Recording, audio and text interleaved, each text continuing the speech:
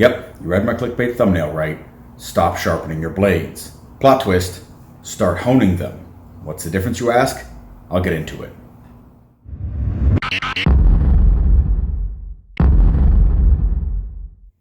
Okay, I'll try to make this as succinct as I can. If you were following my work last year, you saw I dabbled in bladesmithing. So I'm bringing something I learned from that into foam smithing. First of all, your foam cutting blades are not going dull in the way that you think they are. Here is a cross section of a knife edge. EVA foam isn't hard enough to actually dull an edge like this. This kind of damage needs sharpening with a diamond tool. It will remove material and will regrind the profile.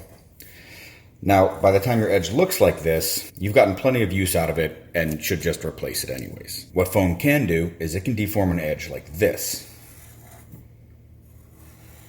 What a steel honing rod does is it realigns the material that's already there and make it look more like it did when it came from the factory. Well, you can sharpen this kind of deformation with a diamond sharpener, but it's not the best solution for a couple of reasons. Number one, unless you get the angle of the diamond surface and the blade exactly the same as the factory did, you're either missing the actual edge and grinding this part here, or you're grinding a whole new profile into the edge and it won't cut like it did when you first opened the package.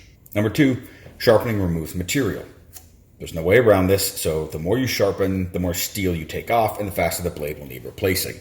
So overall, honing is much more forgiving and keeps your blades lasting longer, which is nice if you're cutting through inch-thick EVA foam with a fancy Olfa black oxide coated 25mm expensive blade.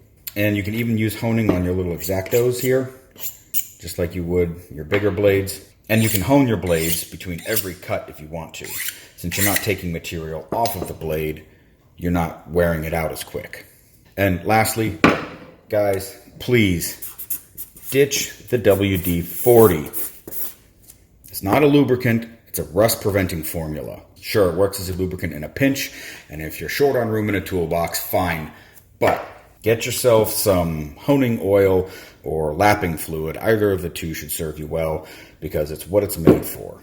So that's all I've got on honing. Hopefully it works better for you. Like and subscribe if you learned something, and tell me down in the comments if it works better or if it works worse, or tell me if it works the same. I don't care.